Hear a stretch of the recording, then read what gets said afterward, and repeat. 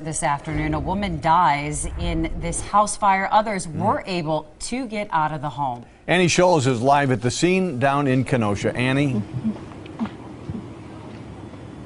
Yeah, Mike and Courtney, in just the last few minutes, crews have arrived. They're putting up fencing now to try to protect the scene. You can see there are just charred remains in the front yard, furniture strewn about. The fire that destroyed this home earlier this morning has now become deadly. Dorothy Vines, who suffered second and third degree burns, died this afternoon. The 67-year-old was in the home when the fire started around 9 this morning. The fire chief tells me they'd received reports that several people had been inside. Now, thankfully, that turns out to not be the case. Nobody else was injured. 6 people do live in the house, though, including Dorothy's granddaughter and her 2 sons. She described getting the call this morning that something was wrong.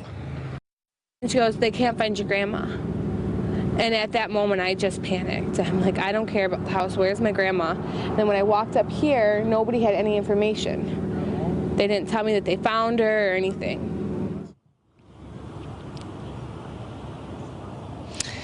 And a cause of the fire has not been determined yet. I'm told by firefighters that could actually take quite a few days. The family says they have lost everything in this fire. The home is a total loss. They say they're just trying to figure out what to do, but it's something they're going to figure out together.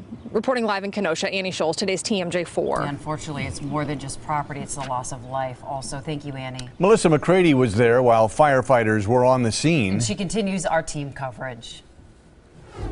She was screaming, "Call the police, call the police." Dupree Ross was walking by this Kenosha house when a woman ran out calling for help. And she kind of because my mom is in there, and she started screaming and crying and running, and we were just trying to calm her down. Just then, flames bursted through the windows, breaking glass and shot out of the roof. It is a difficult fire to put out. Fire Chief John Thompson says the first call reported 7 people inside, including children. Once crews arrived shortly after 9 a.m., they learned just 3 people were home at the time, all of them adults. 2 made it out, but a 67-year-old woman was trapped inside. She was rescued. She was found on the inside of the structure with second and third degree burns, unconscious. She was taken by Kenosha Fire paramedics, revived at the scene. She was transported to a Kenosha hospital, then taken by Flight for Life to a Milwaukee hospital. I was hoping everybody's okay in the house. Melissa McCready, today's TMJ4.